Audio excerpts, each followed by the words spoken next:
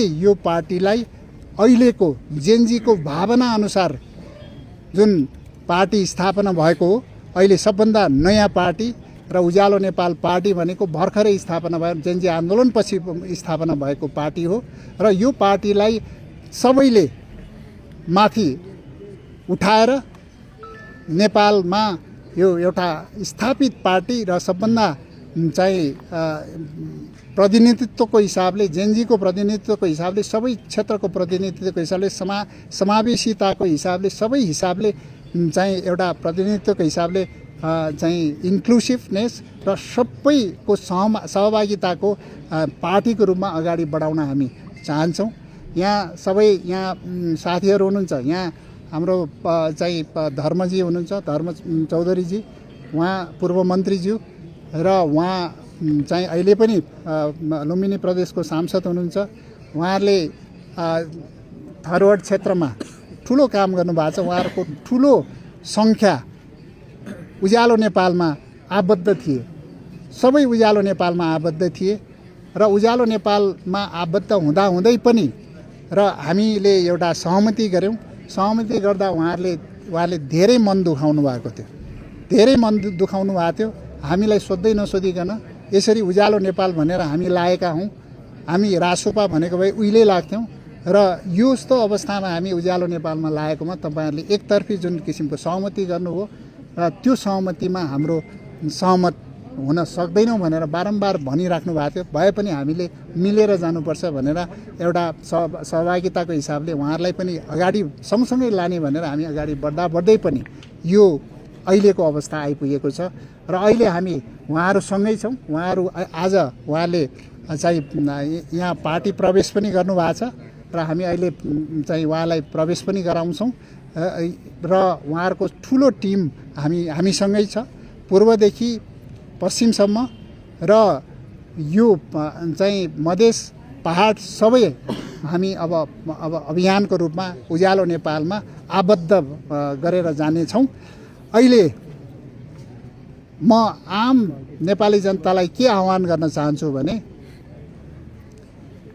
उज्यालो नेपाल भनेर एउटा लोड सेडिङको अत्यन्त पीडादायी अवस्थामा विगत 8-10 वर्ष अगाडि जुन नेपालको एउटा अत्यन्त अप्ठ्यारो परिस्थितिमा मैले एउटा प्राधिकरण र एमडीको जिम्मेवारी लिएर र नेपालको लोड सेडिङ अन्त्य गर्नमा एउटा प्रमुख भूमिका खेलेको थिएँ र देशैभरि आम नेपाली जनतालाई उज्यालो दिनुपर्छ भनेर हरेक घरमा बत्ती पुर्याउने काम गऱ्यौँ। हरेक करिब 100% जनतामा बत्ती पुर्याउने काम गऱ्यौँ। यो कठिन काम थियो। 105 वर्षमा नभएको काम हामीले करिब 8 वर्षमा सम्पन्न गरेका थियौँ। हामीले अत्यन्तै दुःख गरेका छौँ।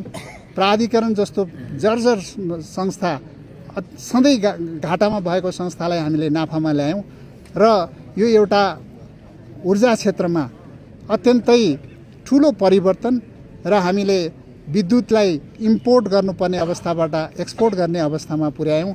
यो एउटा ठुलो परिवर्तन थियो। विद्युत क्षेत्रमा एउटा योगदान दिएको छु। योगदान मैले मात्रै गरेको होइन, सबै चाहिँ साथीहरूले साथमा साथ सहयोग गरेर भएको भनेर मैले भनिरहेको छु। सबै चाहिँ सम्बन्धित सबैलाई मैले आभार प्रकट गर्ने गरेको छु।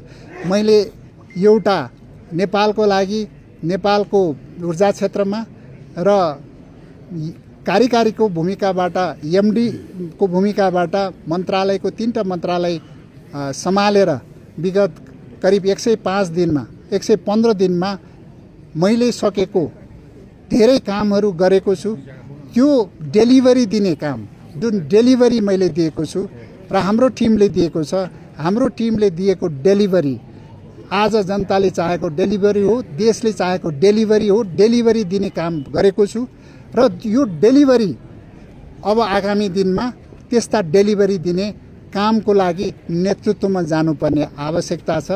तपाईहरू सम्पूर्णले अब यो हामीले जे काम गरेका थियौँ अब एकचोटि एकचोटि कुलमान घिसिङको टिमलाई सम्पूर्ण नेपाली जनताले एकताबद्ध भएर चाहिँ सपोर्ट गर्नुहोला भन्ने म चाहिँ आग्रह गर्दछु।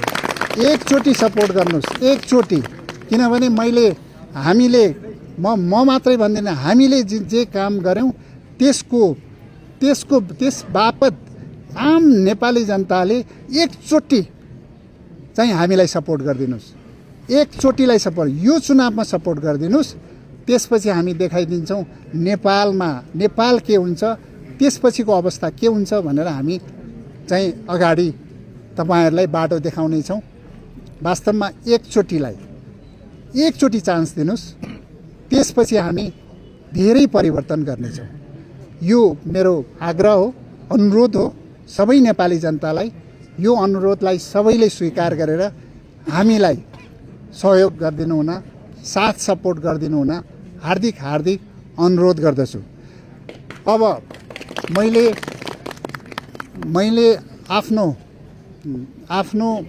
व्यक्तिगत हिसाबले यो पार्टीमा म आज आएको छु। मैले अस्तिको केही विषयहरूमा धेरै मलाई ट्रोल बनायो।